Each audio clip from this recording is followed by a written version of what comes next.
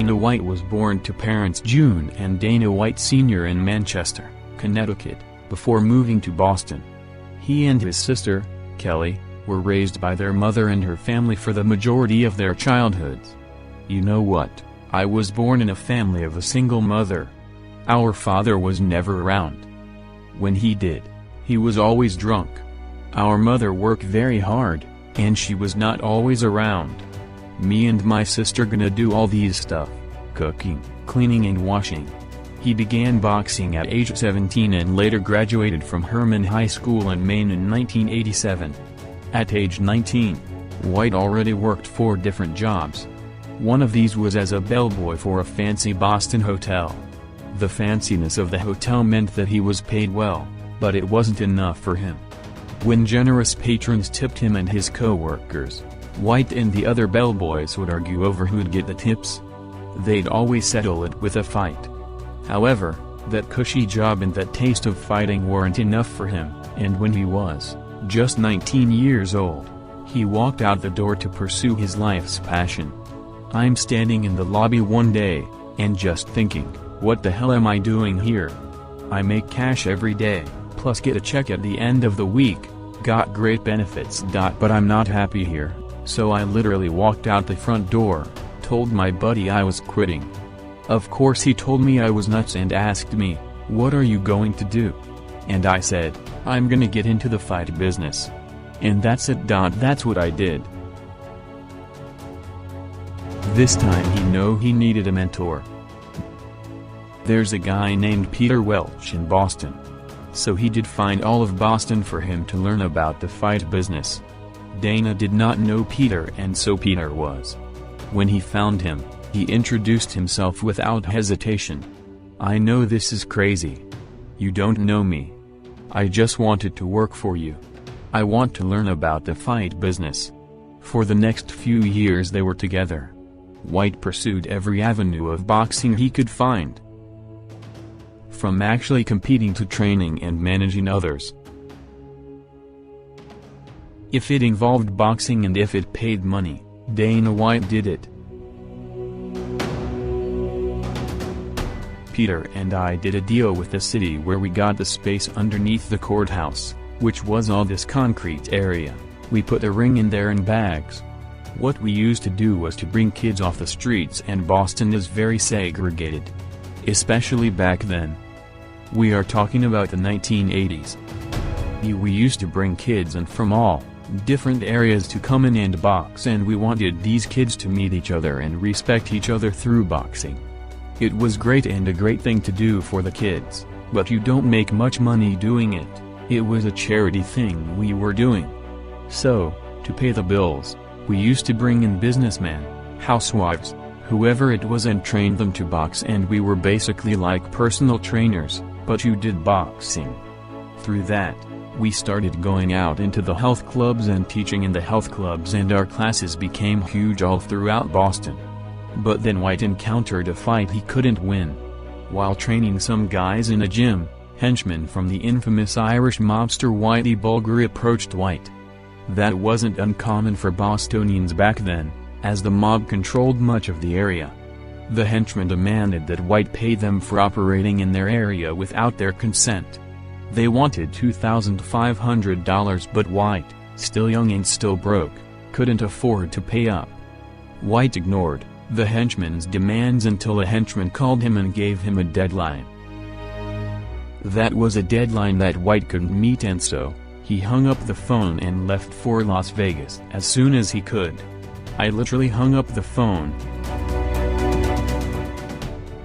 picked up the phone and called Delta and bought a ticket to Vegas.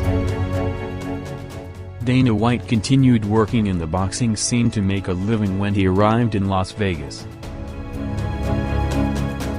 That was also when his fortunes turned, as White attended a wedding, and there he'd meet an old friend of his from high school, Lorenzo Fertitta.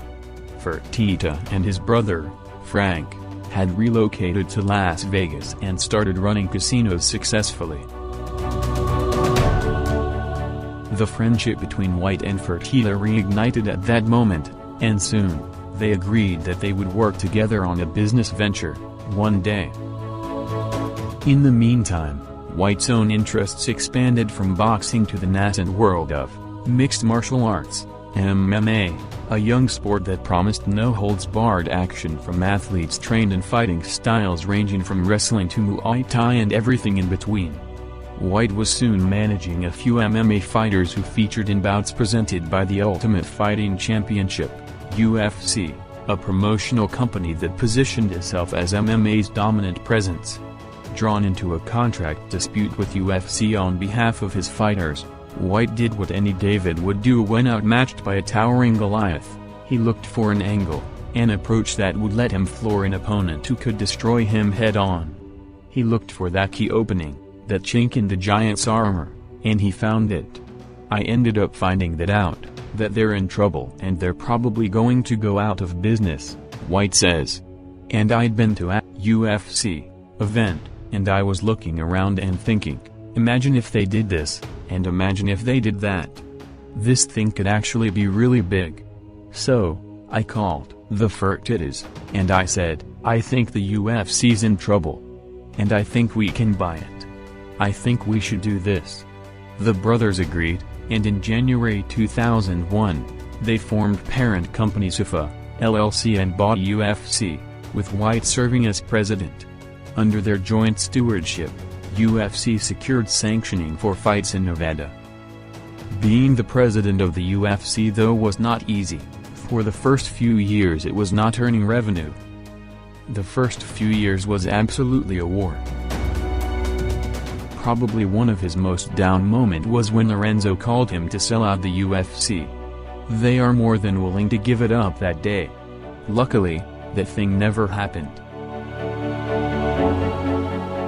Just a day after that call, the Ufc'S have changed mind and were decided to pursue what would now become a billion-dollar empire.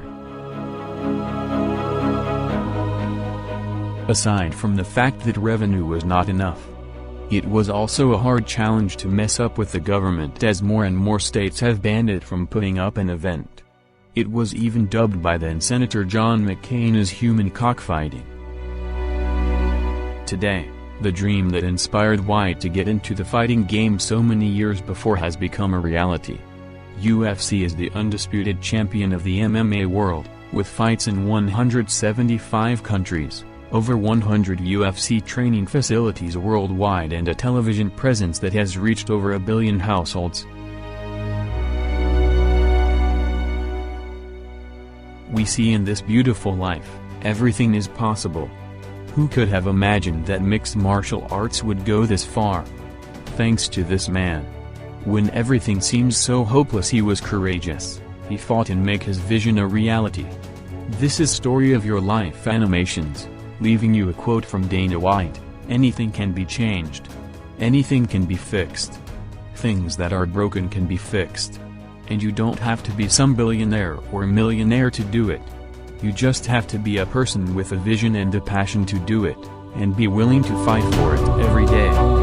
Thanks for watching.